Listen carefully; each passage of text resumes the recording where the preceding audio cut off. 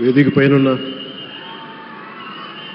గౌరవ ముఖ్యమంత్రి శ్రీ నారా చంద్రబాబు నాయుడు గారికి బొఫర్స్ కుంభకోణాన్ని బయటికి తీసుకొచ్చిన హిందూ మేనేజింగ్ డైరెక్టర్ ఒకప్పుడు ఎడిటర్గా పనిచేసిన శ్రీ ఎన్ రామ్ గారికి, రాజస్థాన్ పత్రిక చీఫ్ ఎడిటర్ ఓనర్ అయిన శ్రీ గులాబ్ కుటారి గారికి, చిత్ర పరిశ్రమ అతిరథ మహారథులందరికీ, శ్రీ రామోజీరావు గారి కుటుంబ సభ్యులు, వారి అబ్బాయి శ్రీ సుమన్ గారికి, శ్రీమతి శైలజా కిరణ్ గారికి, శ్రీమతి విజయేశ్వరి గారికి, రామోజీరావు గారి మనవలకి మనమనాలకి ప్రత్యేకించిన హృదయపూర్వక నమస్కారాలు.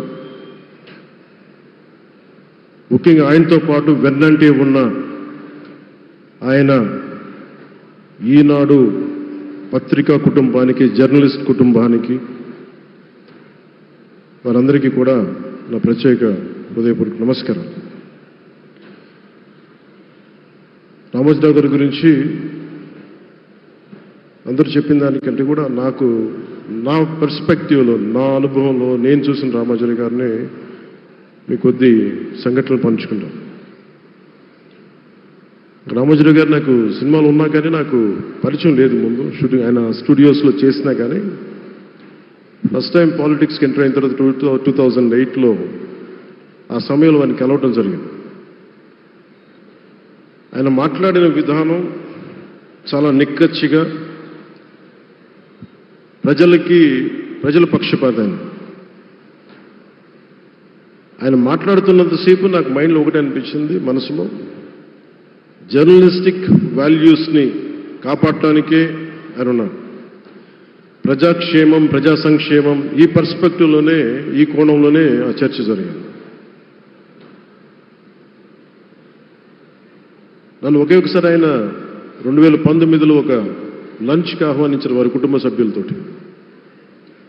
ఆ రోజు ఆయన మాట్లాడింది దేశ పరిస్థితులు, ముఖ్యంగా పత్రికా స్వేచ్ఛ గురించి,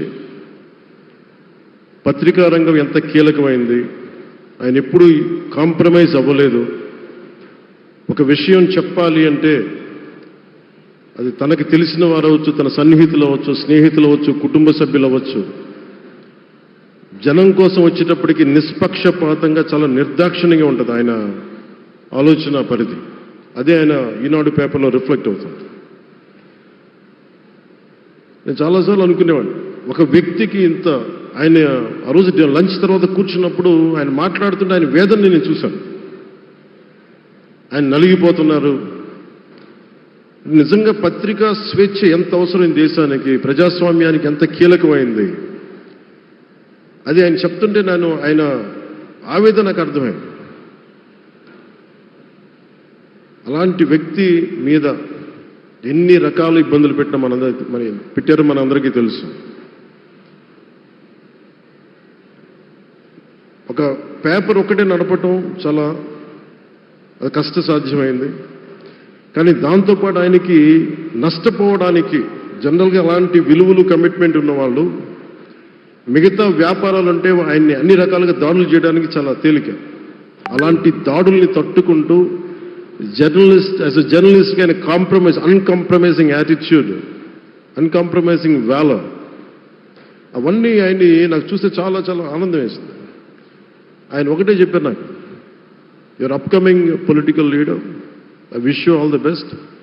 నీ జీవితంలో నువ్వు కాంప్రమైజ్ అవ్వకు, what ever you believe in, నువ్వు ఏదైతే నమ్ముతావో దాన్ని త్రికరణ శుద్ధిగా చేయని చెప్పి ఆయన చెప్పింది నేను ఈ రోజుకి మర్చిపోలేను.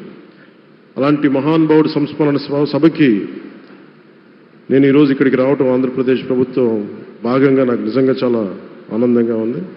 రైట్ టు ఇన్ఫర్మేషన్ యాక్ట్ దారిలో చూస్తూ ఉంటుంది దాకా ఎగ్జిబిషన్లో 2008 రైట్ టు ఇన్ఫర్మేషన్ యాక్ట్లో ప్రజలకు ప్రతిదీ తెలియాలి, ప్రభుత్వంలో ఏం జరుగుతుంది, ప్రభుత్వం ఏం తీరుతెన్నులు ఎలా ఉంది అని.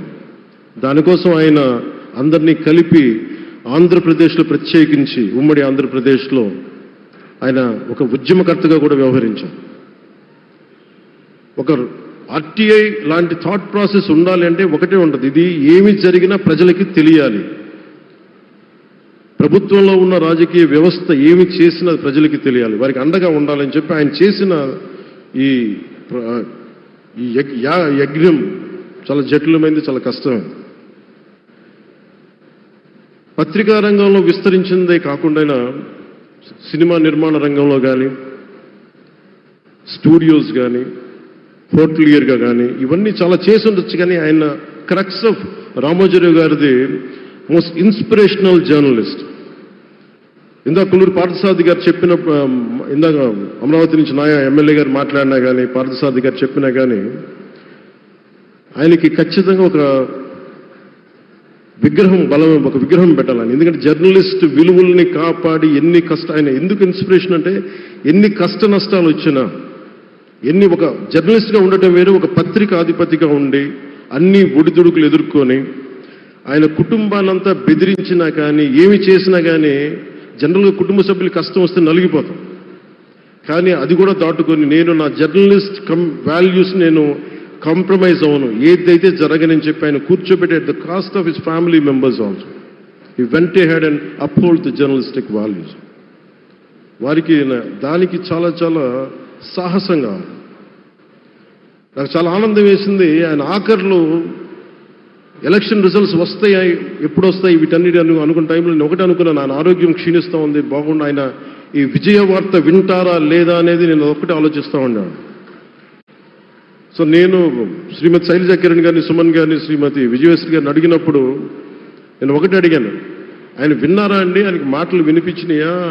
అందరూ చెప్తాను ఆయన వినిపించట్లేదంటే, లేదు, చాలా ఒక 24 గంటలు ఆ విజయాన్ని దశాబ్దం పాటు నలిగారు, దశాబ్దన్నర పాటు నలిగి ఆయన్ని నలిగిన తర్వాత ఆయన అలాంటి వ్యక్తి విజయ వార్త వినకపోతే అక్షోభిస్తుందేమో ఆత్మని అనిపించేది. కానీ విజయ వార్త వినే ఆయన పరమదించారు.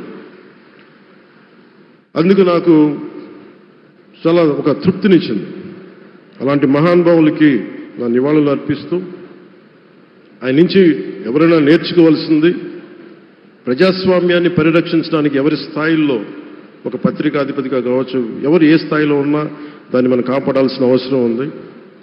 అలాగే ఆయన జర్నలిస్టిక్ వారసత్వ ప్రవాహం అంటే ఉదాహరణకి ఈనాడు, ఈటీవీ తాలూకు ప్రజెంటేషన్ ఆఫ్ న్యూస్ చాలా న్యూట్రల్గా, అన్బయాస్డ్గా ఉండదు. ఏదైనా విషయం చెప్పేటప్పుడు నా గురించి ఎంత రాస్తారో, నన్ను తిట్టాలనుకున్నప్పుడు అంతే తిడతారు. అంటే నువ్వు చేసే పనిని బట్టే గుర్తిస్తారు తప్ప నాకు తెలుసు కదా అని చెప్పి మళ్ళీ దానికి ఫేవరెటిజం ఉండదు. అది తెలుగుదేశం పార్టీ కావచ్చు, ఇంకొక పార్టీ కావచ్చు, కాంగ్రెస్ కూడా కావచ్చు. కాంగ్రెస్ చేస్తే కాంగ్రెస్ని ఆయన్ని పైకెత్తిన సందర్భాలు ఉన్నాయి. అలాగే ఏ పార్టీ తప్పులు చేసి నచ్చని, ప్రజలకి ఇబ్బందికరమైన సంఘటనలు జరిగినప్పుడు ఏం మాత్రం వెనకాడకుండా ఫ్రంట్ పేజీలు వేసేవాడు. ఫ్రంట్ పేజ్లో మరీ చాలా బలంగా చేసేవాడు. సో అందుకే నాకు అనిపించింది, ఒక జర్నలిస్టిక్ వాల్యూస్, ఆయన తాలూకు వారసత్వ ప్రవాహం ప్రతి జర్నలిస్టు పుణికిపుచ్చుకోవాలి, అది తీసుకోవాలి. ఒక నది ఒక ప్రవాహం వెళ్తున్నప్పుడు మన స్థాయి, అది నువ్వు ఒక చిన్న బకెట్తో తీసుకుంటావు, చెంబుతో తీసుకుంటావు, ప్రవాహంలో నీళ్ళు అన్నట్టుగా రామోజీరావు గారి జర్నలిస్టిక్ వారసత్వ ప్రవాహాన్ని మనం ఎంత తీసుకుంటాం అనేది మన స్థాయిని బట్టి ఉంటుంది. అది ఒక మోటార్ వేసి ఒక ట్యూబ్ మనకి పైప్లో తోడుకునేలాగా ఉండొచ్చు, లేదంటే నా స్థాయి ఇంతే అంటే కూర్చోబెట్టి ఒక చెంబుతో తోడుకోవచ్చు.